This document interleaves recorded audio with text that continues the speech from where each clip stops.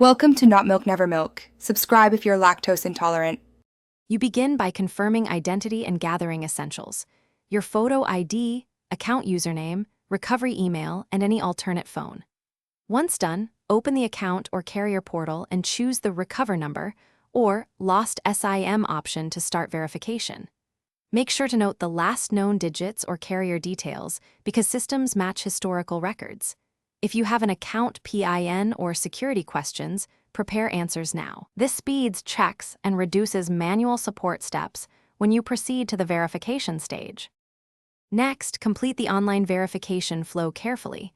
Enter any partial phone digits, billing details, or last call timestamps requested to prove ownership.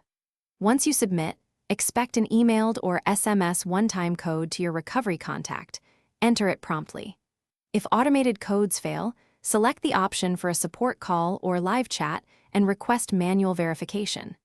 Make sure to keep the session active and avoid refreshing. These details link your identity to the contact number and trigger either automated restoration or a support ticket. Finally, verify that the contact number is restored in account settings and update your backups and two-factor devices to the recovered number.